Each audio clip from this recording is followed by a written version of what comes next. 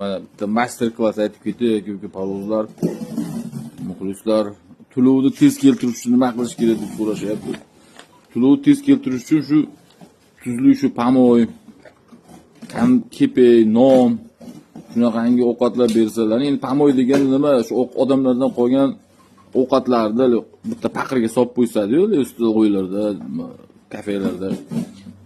Tanish bo'lsa shu yerda bog'lab olsalaring, shuni olib kelib bersa, o'sha tez to'lovni yetkazadi. Bu fakt.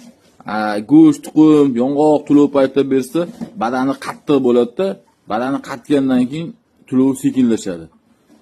Qo'lga kamroq ushlash kerak to'lov paytida. Iloji bo'lsa, ushlamasdan ovqatni berib qarash kerak to'lovda.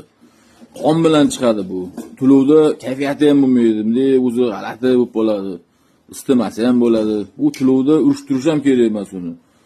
Biz hali to'lovni chicha qoldida ba'dan yemişni beraveramiz, to'lov sekinlab ketadi. Hozir juda ko'pchilikni aksariyat to'lov yetmagani boquvni kuchaytirib yuborgan, shu to'lov paytida ham beravergan yemişni siylavergan, dumlari kalta-kalta turibdi.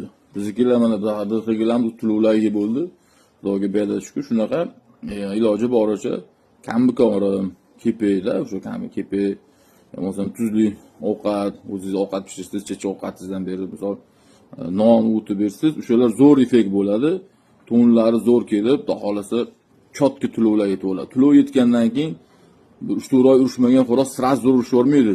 1-2 urishib, haydama qilasiz, keyin ochilib boradi. Sразу formaga tushmaydi. To'lovni tobi jo'janligidan so'g'ura qiyinroq bo'ladi. 3-4 marta urishganingizda keyin formaga tushadi. Ungacha yiqilib, semirib, haqqillab nafas oladi, og'zini ochib oladi. Tuxum ko'p yegan xo'roz aka-ukalar, qanotlar mort bo'ladi, sinib ham ketadi. Keyin buni tushib yoqib bosib oladi, g'aqqillab yuradi, tepmay yuraveradi. Iloji boricha tuxumni bering, oqini berish kerak. Sarig'i umuman maslahat bermayman. Uglevodda sariq ves oldiradi. Oqi belok, quvvat bo'ladi. Shunday gaplar, foydali maslahatlar bo'lsa beraman. Lobe Xo'roz kanalida videolarni yoqsa like bosib qo'yinglar, podpiska tugmani bosinglar, Telegramga o'tinglar. Janglar Telegramda, oldi soatda ham Telegramda. Telegram aktualniman, постоянно aloqadaman. Tanimagan, bilmagan insonlarimga yaxshi maslahatlar beraman, evaziga pul olmayman. Bilsam bilaman, bilmasam bilmayman. Xudoga shukr, qimillab yuribmiz. Kimgadir yoqmashimiz mumkin, obязательно chiqib olib ming'ir qilmasdan, o'zini sekin hurmatini o'tib ketaversa yaxshi bo'ladi. Gaptila olmasdan, sen bunaqasan, bu. Ular unaqa insonlarchi faqat uyda o'tirib gapiradi-da, ular yuziga gapirmaydi, arqadan gapiradi. Chunki yuziga gapirib, oldiga kelib gapirish uchun odam lozim tux bo'lish kerak.